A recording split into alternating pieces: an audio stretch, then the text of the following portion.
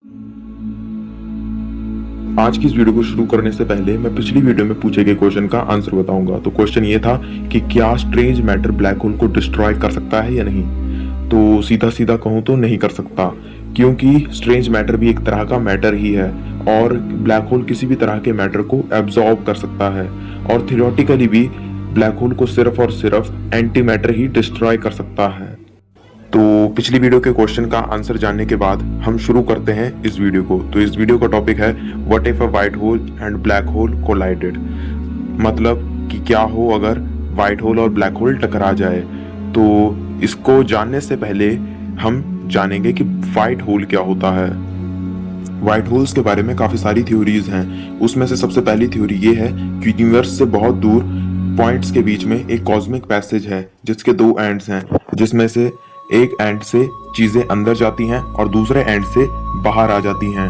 बस यहीं से आप समझ जाइए कि उन दोनों में से एक ब्लैक होल है और एक व्हाइट होल है।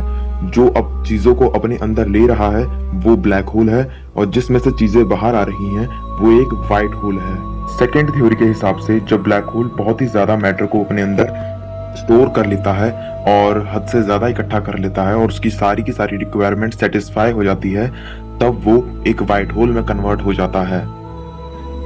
जैसे कि सिंगुलैरिटी बर्स्ट आउट होकर बहुत कुछ कर सकती है और अपने अंदर के कॉम्प्रेस्ड मैटर को पूरे यूनिवर्स में कन्वर्ट कर सकती है, वैसे ही व्हाइट होल को आप सिंगुलैरिटी की ही फॉर्म मान लीजिए। बस सिंगुलैरिटी कुछ ही घंटों में एक्सप्लोड हो जाती है, जिसे हम बिग बैंग के नाम से जानते हैं, और व्हाइट होल एक इंडेफिनिट अमाउंट ऑफ टाइम तक अपना सारा मैटर रिलीज करता रहता है।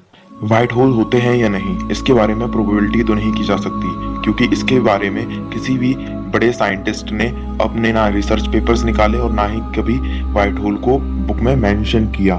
पर कुछ रिसर्चर्स के हिसाब से white holes black hole information paradox का आंसर हो सकते हैं। अब ये एक कॉन्ट्रडिक्शन है जिसके हिसाब से ब्लैक होल के अंदर जाने वाली सारी इंफॉर्मेशन हमेशा के लिए खत्म हो जाती है, मतलब कि वो इंफॉर्मेशन खत्म होती है हॉकिंग रेडिएशन की वजह से।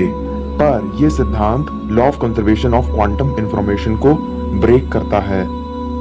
इस लॉ के हिसाब से क्वांटम सिस्टम स्टेट की इंफॉर्मेशन को ना ही कभी बनाया जा सकता है और ना ही कभी डिस्ट्रॉय किया जा सकता है। इस लॉ के हिसाब से व्हाइट होल्स भी हो सकते हैं, क्योंकि व्हाइट होल्स की होने की वजह से ब्लैक होल में जाने वाली इंफॉर्मेशन डिस्ट्रॉय नहीं हो रही है, वो किसी ना किसी तरीके से बाहर आ ही जा रही है, जिसकी वजह से law of conservation of quantum information भी ब्रेक नहीं हो रहा है। और अगर व्हाइट होल सच में एग्जिस्ट करते हैं तो क्या हो अगर ब्लैक होल और व्हाइट होल एक दूसरे से कोलाइड हो जाएं। इससे पहले मैं शुरू करूं उससे पहले आप कमेंट में जाकर ये बताइए कि ब्लैक होल और व्हाइट होल में से कौन जीतेगा, और अगर आपने कमेंट कर लिया है तो हम शुरू करते हैं। तो सबसे पहले बात करते हैं ब्लैक होल की। मैथमेटिकली ब्लैक होल की कोई भी लिमिट नहीं है कि वो कितना मैटर अपने अंदर ले सकता है। ये डिपेंड करता है उसकी सराउंडिंग पे और उसकी लोकेशन पर, और भी काफी सारे फैक्टर हैं। जब व्हाइट होल और ब्लैक होल कोलाइड करेंगे तब होगा ये कि एक तरफ से व्हाइट होल अपना सारा का सारा मैटर एक तरफ रिलीज कर रहा होगा और ब्लैक होल उसे अपनी तरफ एब्जॉर्ब कर रहा होगा, और यही प्रोसेस हजारों सालों तक चलता रहेगा, तब तक जब तक व्हाइट होल पूरी तरीके से खत्म नहीं हो जाएगा। और जब व्हाइट होल पूरी तरीके से खत्म हो जाएगा तब वो ब्लैक होल एक सुपर मैसिव ब्लैक होल बन चुका होगा, जो शायद पूरे यूनिवर्स में सबसे ज्यादा ताकतवर होगा। का मतलब लास्ट में ब्लैक होल ही जीतेगा। और अगर आपको ये वीडियो अच्छी लगी हो तो don't forget to subscribe, like and share. Bye.